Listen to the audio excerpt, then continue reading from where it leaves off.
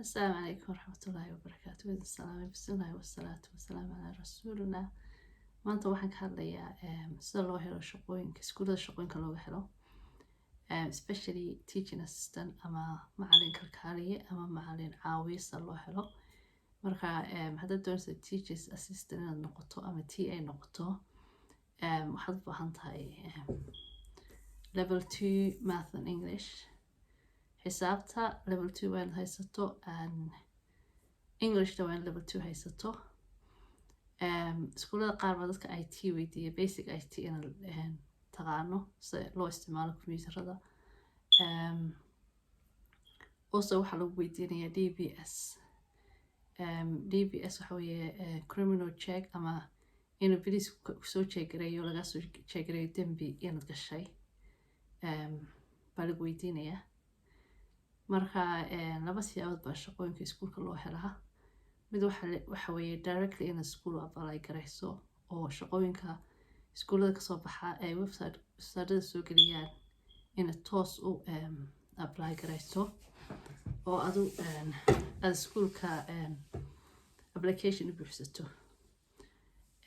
sida talabaadna waxa weeye inaad agency usoo marto. marka agency-ga inta badan shaqadooda waxa weeye marka hore waxa weeye temporary way ku try garaynayaan inaad iskuulku jeclaado. hadduu iskuulku jeclaado waxay ka dhigaan long term bay ka dhigayaan.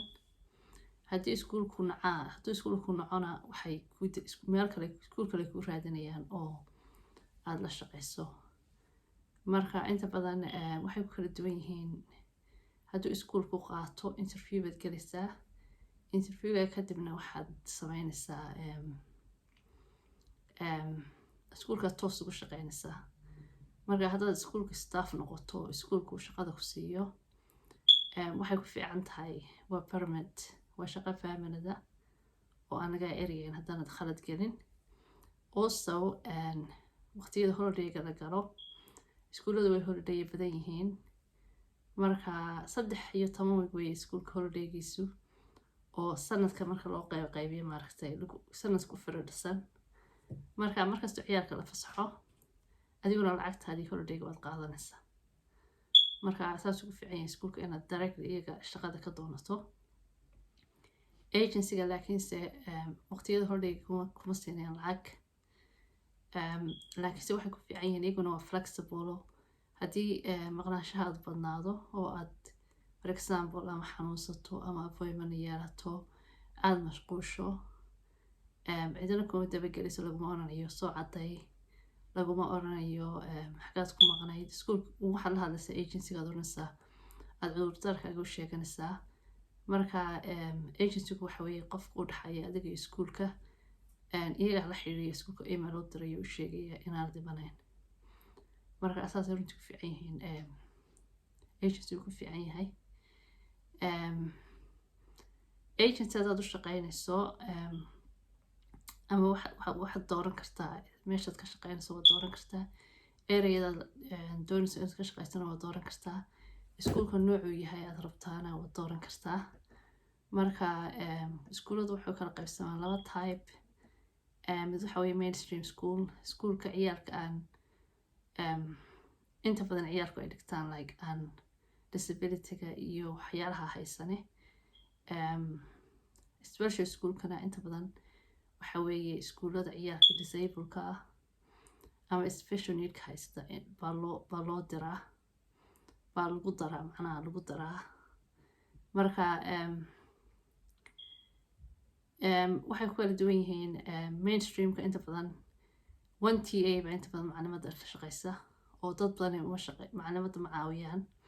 laakiinse special schoolka laga yaabaa inaad 5 qof maclimada la shaqeeyaan. kod ciyaalka inta badan waa 1 to 1 ama group yar baa loo kala qaybiyaa oo aad ula shaqeynaysaa.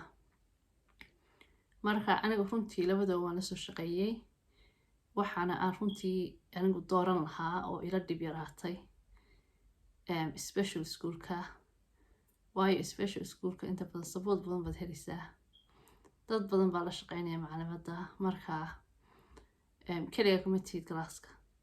laakiinse mainstream schoolka adiga maclimada baa tihiin. marka maclimadu xanuunsanayso ama maqan tahay keliga baad galaas ku noqonay ciyaalkuna way kala badan yihiin oo mainstream schoolka laga yaaba 30 ciyaal inay galaaskiiba ku jiraan, laakiinse special schoolka inta badan waxa weeye group yar 9 ilaa 10 ciyaal galaaskiiba ku jira. Staffkuna wuu ka badan yahay, waxaa la shaqeynaya ilaa 5 baa tihiin macluumaad mar lagu daro, marka support badan baad helaysaa, keligaa kuma noqonaysa ciyaalka. laakiinse behaviorka marka la eego inta badan mainstreamku wuu ka yara dhib yar yahay schoolka special schoolka, oo behaviorkooda way ka duwan yihiin kuwa special schoolka. marka carruurta in badan hadday hawshooda ma badna, laakiinse mentally waa inaad maskaxaada ka shaqaysiiso, oo ciyaalkuna way badan yihiin, wixii la dhigayana way badan yihiin. marka ciyaal badan baad caawinaysaa, macallimadiin adiga macallimada qolaatiin. markaasi si marka loo eego mainstreamku ka yara dhib badan yahay special schoolka, laakiinse special schoolkana wax laga yaaba inay physical work badan aad samayso.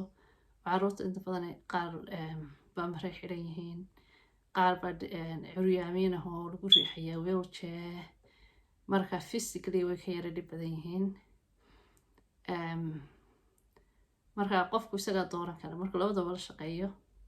haddaad jeclaato mainstream inaad la shaqaysana adiga waad la shaqeynaysaa, haddaad doonayso aad jeclaato special schoolkana special schoolka la shaqeynaysaa. anigu laakiinse personally waxaan jecelahay inaan mainstream inaan special schoolka la shaqeeyo because support badan baad helaysaa. markaad shaqada dhamaysana waxaad fili garanaysaa inaad wax wanaagsan samaysay, because carruur baahidooda kala duwan. marka carruurtan aad bay ugu baahan yihiin caawin. markaad maanta ilmo yaro curyaana caawinayso, happy baad dareemaysaa, qof faraxsan baad noqonaysaa galabtii markaad shaqada dhamayso. mainstreamka laakiinse dee ciyaal iska caadi weeye waxba qabin, marka xagga learning baad ka caawinaysaa.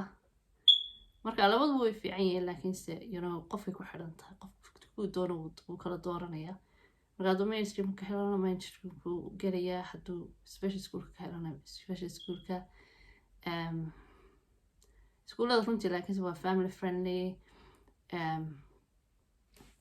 waxaad helaysaa holiday marka ciyaalka ofta yihiin, adna ofaad la noqonaysaa.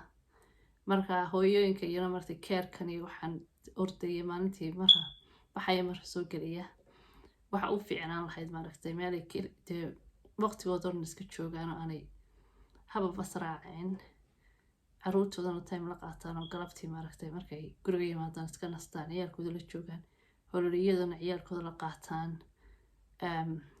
runtii aniga hooyooyinka waan kula talin lahaa inay iskuullada shaqo doontaan, and it's not that difficult. dee waxaad just level 2 English and maths baad u baahan tahay, wax badan ma baahanid. carruurta levelkooda inta badan haddaan secondary school la shaqeynayn, wax aad u difficult ma dhigaysid, wax iska easy aad dhigaysaa. marka anyone can do it. so haddaa insha Allah doonaysaan inaa iskuullada ka shaqaysaan, experience badan ma baahanidin.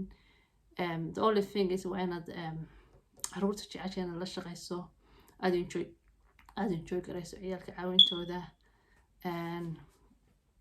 also DBS waa inaad haysato. agencyga waa very easy sida shaqada looga helaa. agencyya badan oo iskuullada shaqooyinka dadka agencyya badan baa jira oo raadinaya dad. marka haddaad doonayso inaad kusoo agency la xidhiidho, insha Allah way soo qori kartaan message. aniga agencyya badan baan aqaana, waan idin soo gudbin karaa dadka lana degan, waan insha Allah waan usoo sheegi karaa. thanks for watching. waan idin salaamaya. assalaamu calaykum.